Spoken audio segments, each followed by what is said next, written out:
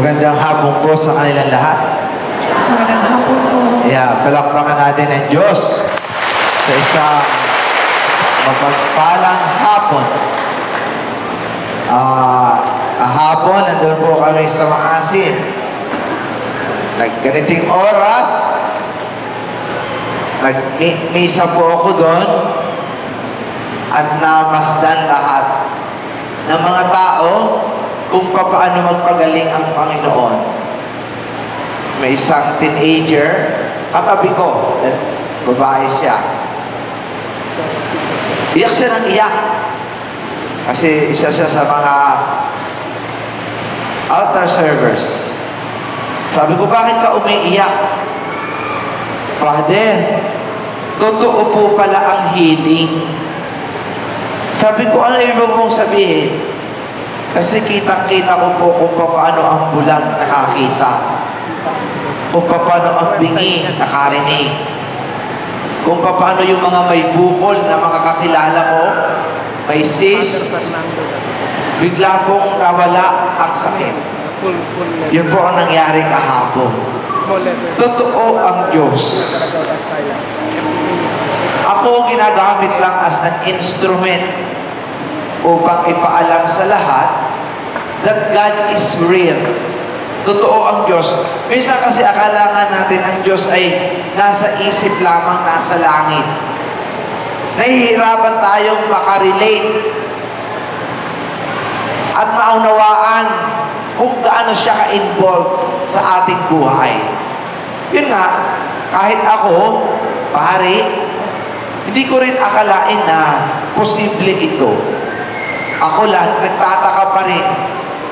Kahapon, nung may tinanong ako, anong gusto mong ipagamot?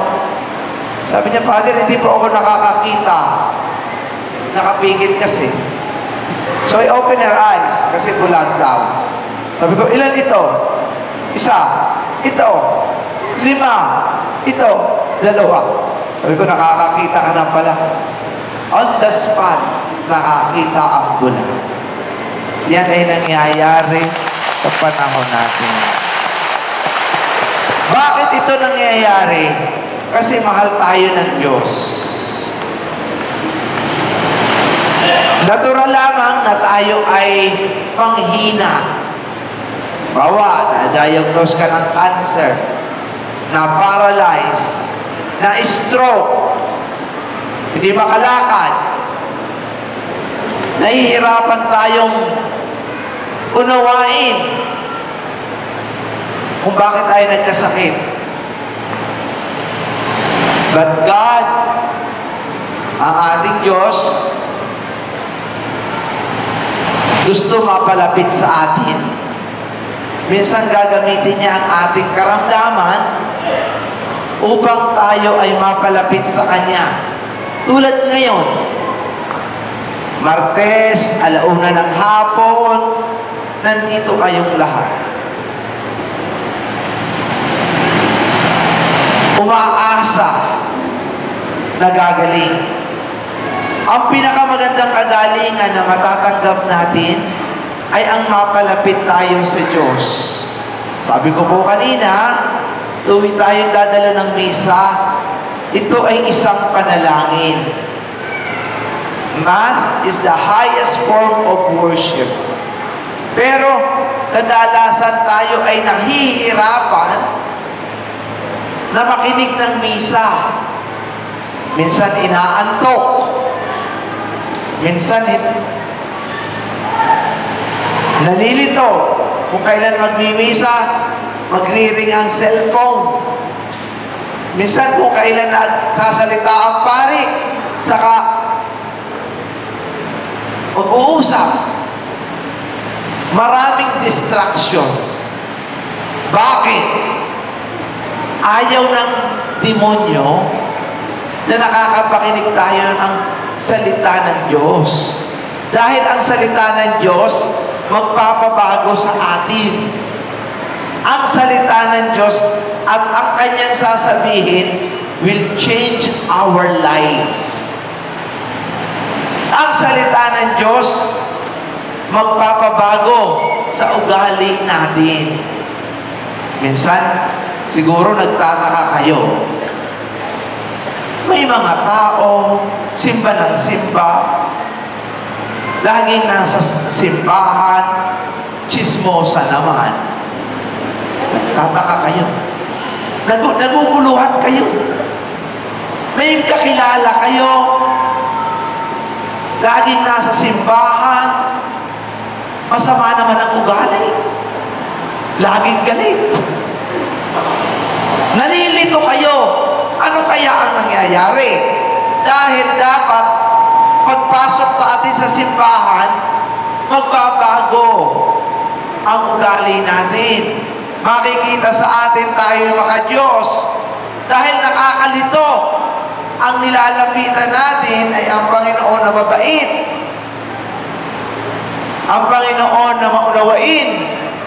Ang Panginoon na hindi nanggigipit ng kapwa. Ang Panginoon na tumutulong. Kaya nga, sa pagbasa ngayon, ang sabi ay, Jesus, nandito ang mga kapatid mo. Nandito ang iyong ina. Ano ang sabi ni Jesus? Kung sino man ang gagawa ng kabutihan ng kaloob ng Diyos at kagustuhan ng Diyos ay aking ina at mga kapatid. So malinaw na kung sino ang hindi gumagawa ng kagustuhan ng Diyos, hindi niya magulang at hindi niya kapatid. Bakit gusto ni Jesus na tayo ay kanyang maging kapatid? Bakit gusto ni Jesus na tayo ay kanyang maging magulang? Una, pagka po may relasyon tayo kay Jesus, madali ang buhay. Bakit? Si Jesus ang pinanggagalingan ng lahat ng grasya. Si Jesus ang pinanggagalingan ng lahat ng pagpapala. Kaya po mga kapatid, magtataka tayo, bakit lagi naman tayo nagsisimba? Napakabigat ng buhay. Maraming kaaway. Nagtataka tayo. Bakit nagsisimba naman? Nagdadasal. Minsan may belo pa. Minsan yung iba'y lumalakad ng paluhod. Hindi nagbabago. May sagot po ako dyan. Kasi mga kapatid, sabi ko kanina, tayo'y magdadasal. Ang pagdadasal ay hindi ang pagsasabi sa Diyos kung ano ang gagawin niya sa atin. Bawa, yan kayo, may mga nakasulat sa inyong dibdib. May rayuma, may cataract, may diabetes. Ito, pang-sang-bat-ang. Ano ba ito? Hindi ko naman alam ito. Bat-ang. Pang-piyang-sang-bat-ang. Masakit ang balakang.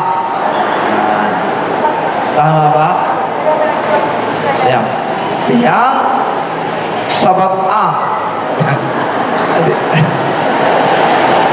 Adi bale, alam naman ng Diyos yan. Nakasulat yan, no? Nakasulat na yan. Right hip wound. Yan. May rayuma, may migraine, may cerebral palsy. Mga kapatid, hindi natin sasabihin sa Diyos, ito ang gawin mo. Kaya ako naparito, Jesus, gawin mo ito sa akin. No. Naparito tayo para itanong sa Kanya, ano po ang dapat kong gawin? Kadalasan, yung mga sakit natin, yan po ay dala ng stress. Hindi malinaw na pag-iisip at mabigat na damdamin. Di ba kayo nagtataka?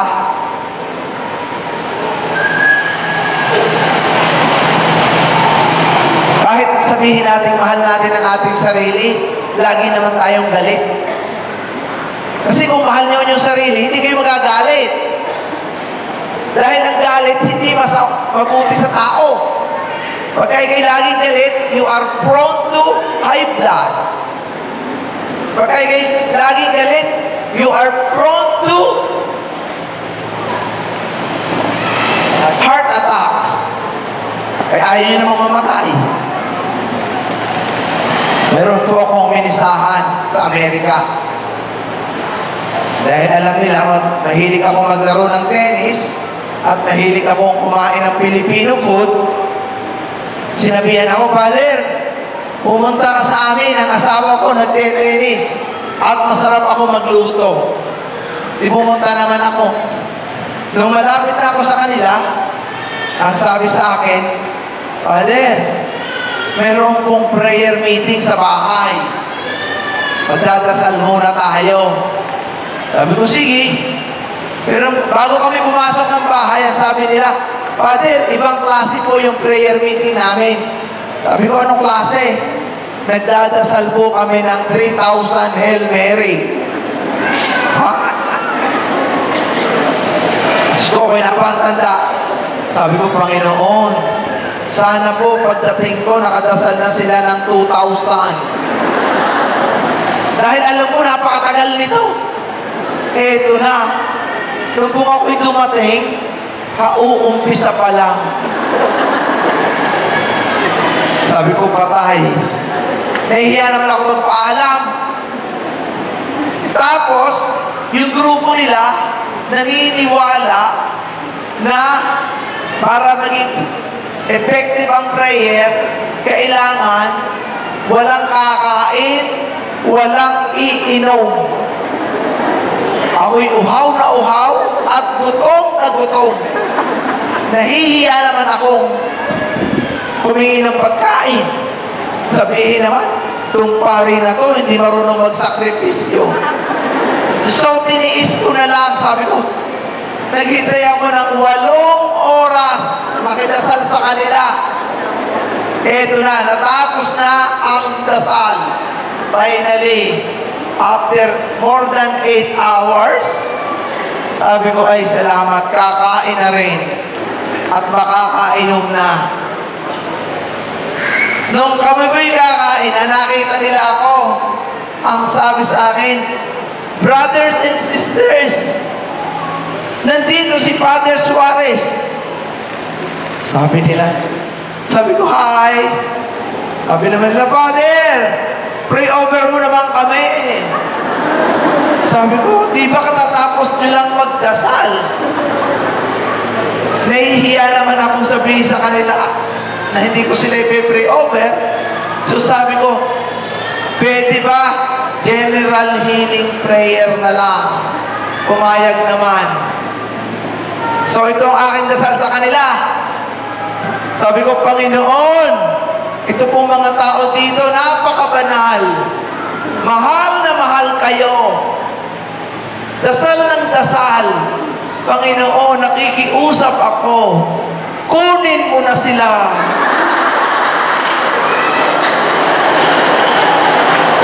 Alam mo niyo ang sabi? Father, hindi mo kami handa. Ay, nako. Misteryo ang buhay. Tayong lahat, hindi pa handang kunin ni Lord. Right? Taas ang kamay na gusto lang kunin ni Lord. O, taas ang kamay na gusto pang mabuhay. Yan. Palakpakan natin ang Diyos. Okay. Lahat kayo gusto pang mabuhay, humaba pa ang buhay, iisa ang sikreto. Gawin natin ang kagustuhan ng Diyos.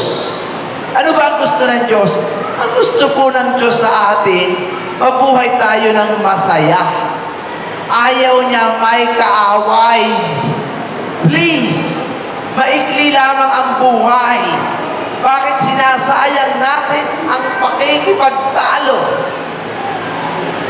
Alam niyo, kaibigan ko dito si Dr. Ruiz. Dr. Ruiz, pagkakausap ko, kung ano-ano ang sinasabi. Gustong-gusto kong makinig sa kanya, and he is so proud about Glan. Parang wala nang gaganda kung hindi ang lugar ninyo. Wala nang mabait kung hindi ang mga taga rito. Wala nang masarap na pagkain kung hindi taga rito. And the way I like him, at ito ang pinag-uusapan namin, kailangan po maging masaya tayo. Kaya nga pag may nagpe-pray over sa akin, hindi na ko nakikita na siya masaya, sinasabihan ko na, yung magpapapray over na hindi ngingiti, ito ang aking panalangin. Panginoon, kunin mo na siya. Tumawa kayo. And that makes so much sense. We want to live longer. We want to stay in this world. Kailangan masaya tayo. At the way to happiness is to do the will of the Father. Because the Father doesn't want us to be miserable. Ayaw ng Diyos, miserable ang buhay natin. At kadalasan, nagiging miserable ang buhay natin dahil masama ang ugali natin. Noong po ako'y taga Batangas. Noong ako'y teenager, hindi ko makakalimutan ang magulang ko, ang nanay ko. Hindi naman niya akalain na ako ay magpapari. So, ang nanay ko nakikialam kung sinong linigawan ko. Natatakot siya sa magiging asawa ko. At ito ang sabi niya, Fernando, kung ikaw ay mag-aasawa, titingnan mo ang gilagid ng babae. Pag maitim, iwanan mo na.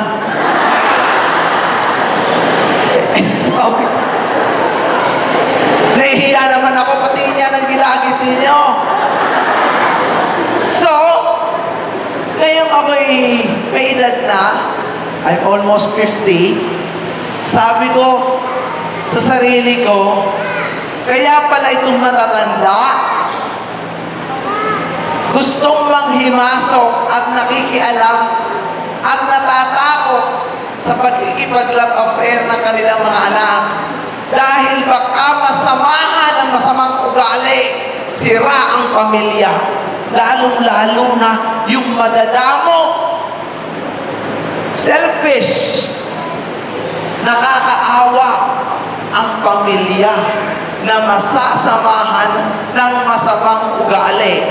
Kaya ko po ito sinasabi, yung masamang ugali yan, pwedeng baguhin because that's not the will of the Father. Hindi mo kagustuhan ng Diyos na nag-aaway-aaway ang pamilya. Hindi kagustuhan ng Diyos na tayo'y may masamang ugali, sakim, ganit. Ayaw niya ng Diyos yan. Makasarili, insecure, lagi siyang tama. Ano ang gusto ng Diyos? Magkaroon tayo ng peace of mind. Ang gusto ng Diyos, magtulungan tayo. Kaya nga nagpakamatay si Jesus at ang sinabi niya, gusto ko gawin ninyo ang kagustuhan ng Ama. At ang kagustuhan ng Ama ang makakabuti sa inyo.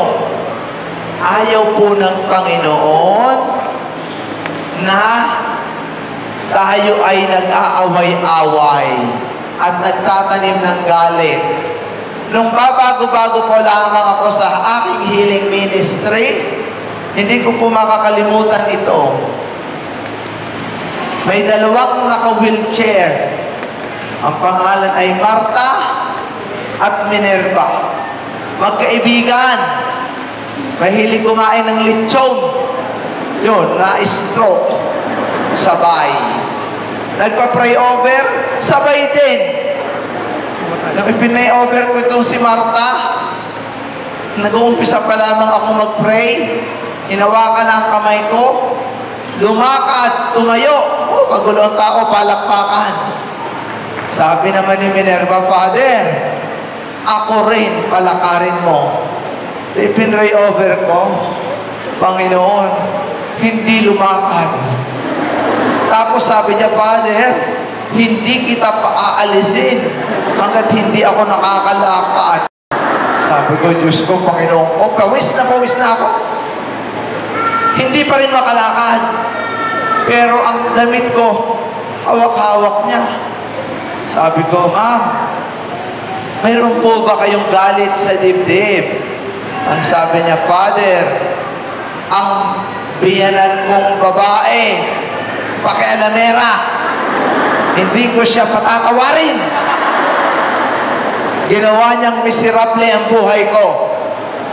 Eh, nung nakita ko naman siya hindi na bata, so sabi ko, Ma'am, nasaan po ang biyanan niyo? Father, 30 taon ang patay. My God. 30 years na, galit pa rin. Nakabaon na sa lupa. Hindi po gusto ng Diyos na magtanim tayo ng galit. Sa mga nandito ngayon, mayroon tayong Panginoon. Alam naman natin na pwedeng baguhin ito. Ipagdasal natin na mawala sa atin ang inggit, jealousy. Ipagdasal natin na tayo ay maging maunawain. Yung hindi tayo laging masama ang loob, laging nagtatampo. You are hypersensitive. It's not good for you. Maikli lamang ang buhay. So dadasalin natin yan. Hihilingin natin sa banal na spiritu na tayo ay tulungan upang magawa natin ang kagustuhan ng Diyos at maging masaya tayo. Amen? Tapos gagaling na kayo. Pag uwi nyo, magaling na kayong lahat. Salamat sa Diyos.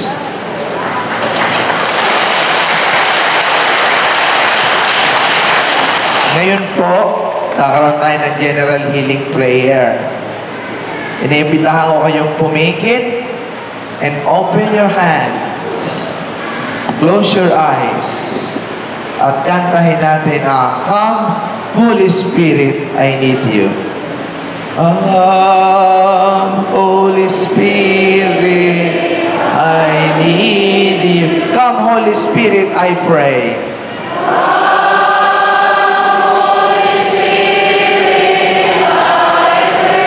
With your strength and your power. Come with your strength and your power. Come in your own special way. In your own special way. Come like a spring in the desert. Like the spring. To the weary of souls, to the weary of souls. Lord, let your sweet healing power, Lord, let your sweet healing power come and make us whole. And make us whole. Alina Espiritu Santo. Alina Espiritu Santo. Kinakailangan kita. Kailangan kita. Sigla at lakas ng mahina. Sigla at lakas ng mahina. Pag-asa ka naming lahat. Pag-asa ka naming lahat. Glory be to the Father. Glory be to the Father. Glory be to the Son. Glory be Spirit.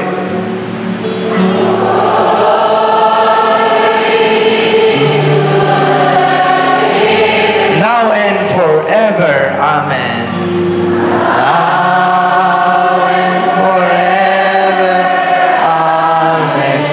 Ngayon naman po, ilagay ninyo ang kanyang kamay sa parte ng inyong katawan na may sakit. Ilagay niyo ang inyong kamay. O pagpalang Ama, padaluyin mo sa kanilang mga kamay mismo ang iyong kapangyarihan at hipuin mo po sila mula ulo hanggang paa. Lord, marami dito may sakit, may diabetes, may arthritis, may lung cancer, malabo ang mata. Lord, bless them right now. Touch their eyes. Pagtingin mo po yung mga may cyst, may cancer, nagkikimo, may migraine, may cerebral palsy, may pneumonia. Lord, bless them. Yung mga may high blood, may asthma, may anemia, yung mga may sakit sa puso. Basbasan mo sila, Panginoon. Yung mga may arthritis, masakit ang likod, batok, masakit ang ulo, nagsisisure, hindi makatulog, may insomnia, may body spasm, mga hindi makarinig, may back pain, may myoma, hindi magkaanak, may hyperacidity. Lord, bless and touch every single person. Yung mga may sakit sa balat, may ulcer, may hepatitis, hindi makalakad, may scoliosis, yung maraming galit sa dibdib, yung mga may UTI, mga may infection, may sinusitis. Lord, bless them isa-isa. Yung mga may Parkinson's, hindi makalakad, hindi makahinga. Lord, bless and touch every single person right now. Padaluyin mo po, tanggalin mo po mga bukol nila sa dibdib, ang kanilang goiter, ang kanilang gout, ang kanilang arthritis, ang kanilang rhinitis, hindi may taas ang kamay, yung mga may skin allergy, mga may Down syndrome. Lord, bless and touch every single person as we ask the intercession of the Blessed Virgin Mary as we pray. Hail Mary.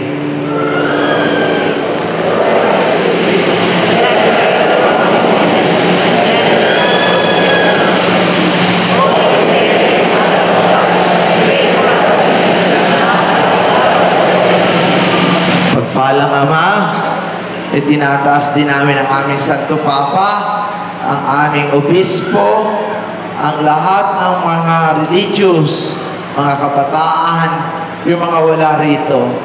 At naniniwala kami na kami inyong pagagalingin, lalo-lalo na yung mga may depression, lalo-lalo na yung may mga anxiety. At kami po ay inyong ililigtas. Pagkat hinihiling namin ang lahat ng ito sa pamamagitan ni Jesucristo na aming Panginoon. Amen. Sa ngalan ng Ama at ng Anak at ng Espiritu Santo. Amen. Palakpakan natin ang ating Panginoon.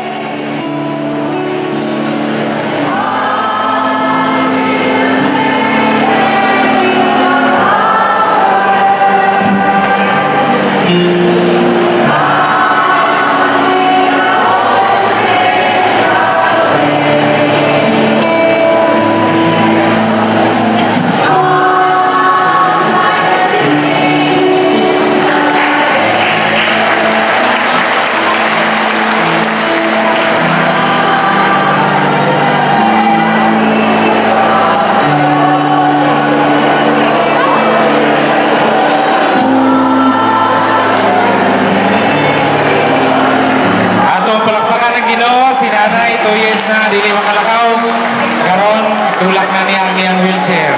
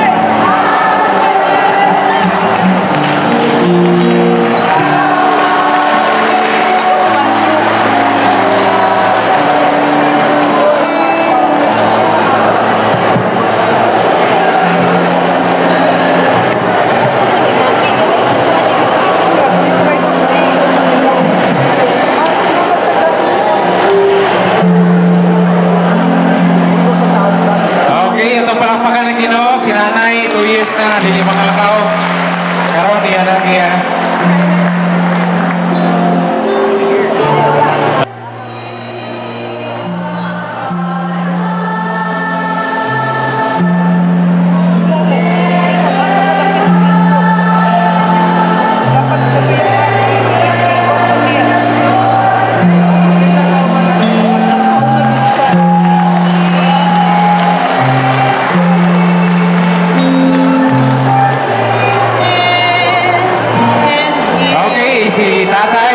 Tulog ka tuig na nga dili makalakaw. 3 years nga dili makalakaw. Palakpakan nato ang Ginoo.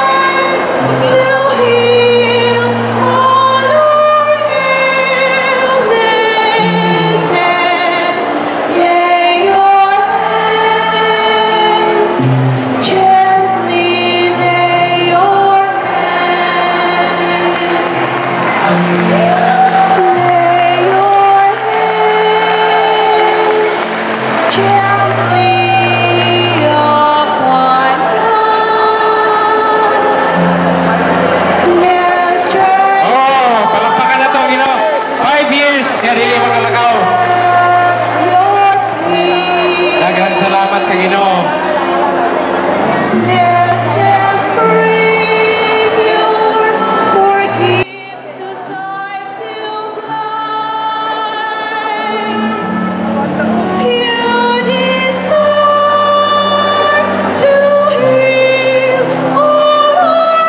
Okay, ate, magpaila ate o sa pangalan o kung sa'yo na itabon mo.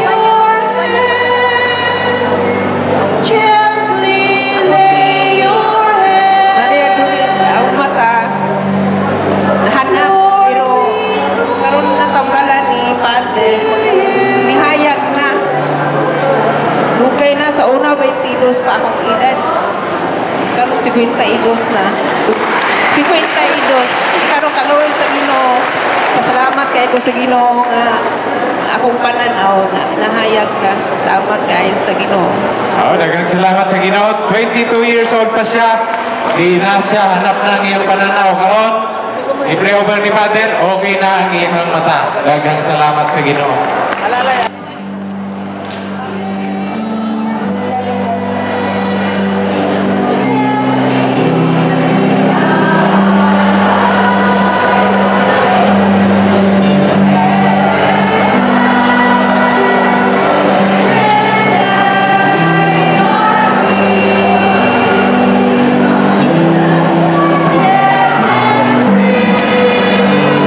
Okay, ate, pagpaila ka, kung sa'yo na itabo ni mo. Lima. 5 years. Oh, kalakaw ko pero napisod. Okay, si ate, 5 years na na-stroke. Karon sa kaluoy sa Ginoo, makalakaw-lakaw na siya. Daghang salamat sa Ginoo.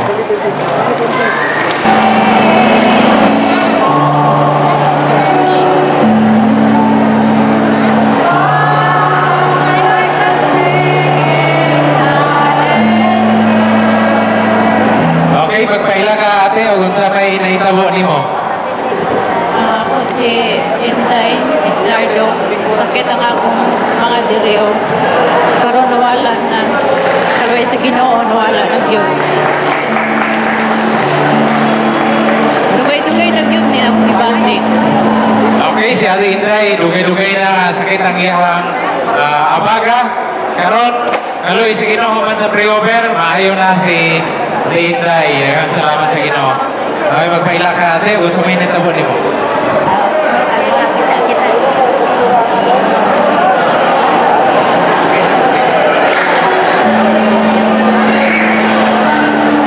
Okay, si nanay po, matagal nang hindi makakita, malabo ang paningin. Ngayon, mas nababasa na daw malinaw dito sa harap. Maraming salamat sa Diyos.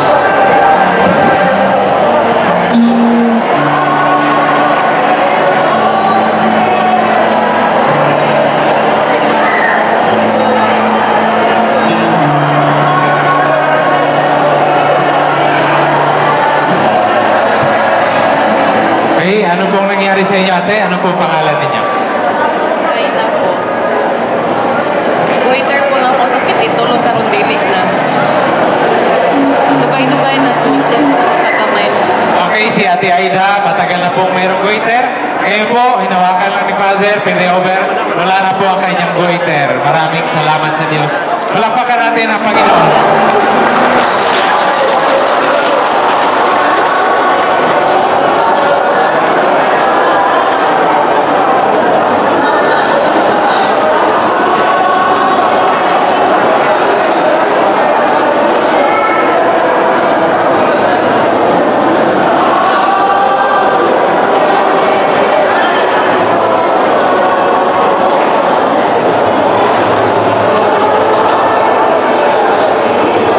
Sabihin mo ang nangyari sa iyong anak. Ako, sabihin namin yung sa lugay na ko nag-ato sa mga anak na. Hindi ko sumulak ako. Pinanganak po siyang hindi makatayo at hindi nakalakad. Ilang taon? For 9 years. Yan, ay naglalakad na.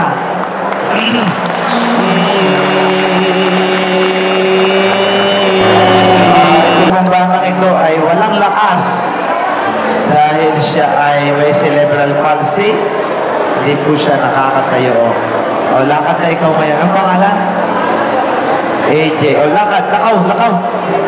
Ayan. First time po niya lumakad since birth. Si AJ. Come.